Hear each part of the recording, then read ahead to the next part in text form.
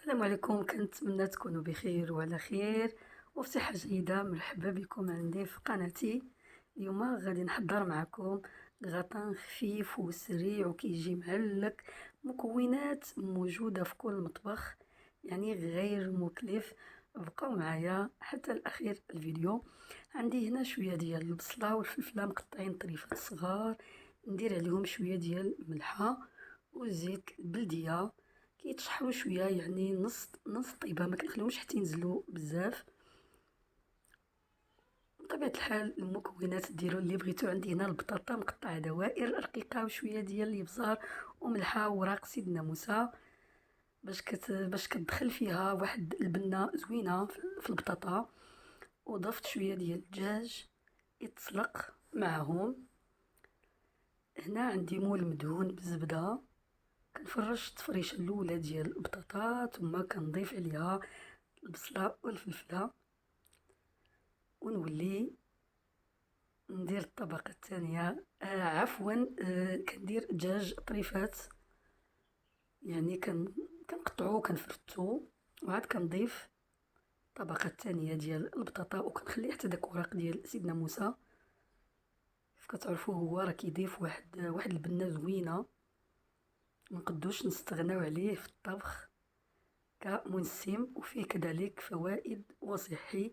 هنا باش غنحضر كذلك صوص بيشاميل، كندير نص لتر ديال الحليب وندير 2 معالق ديال الفورص الدقيق الرطب الابيض، وكنحرك مزيان باش ما يخليش داك الحبيبات، يعني ما يتكتلش. كنحرك بواحد السرعه. وصوص بيشاميل راه كاملين تبارك الله كتعرفوه. انا غادي نضيف عليه معدنوس مقطع طريفات صغار ونص كوزه، شويه ديال الابزار ومليحه باش ما كيجيناش مسوس. هو الملحه انا ما كنكثرش بزاف، وكنكمل التحراك بسرعه. الا جاكم قاصح ضيفوا شويه ديال الحليب، وباش كتعرفوه انه وجد راه ما كنخليوه حتى كيجمد حتى كيقساح.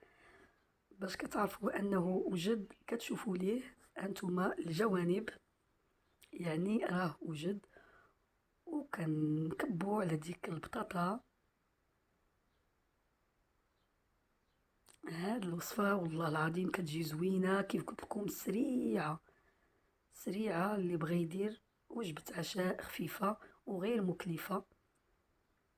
ومن بعد غادي نزينو بفرماج الاحمر محكوك.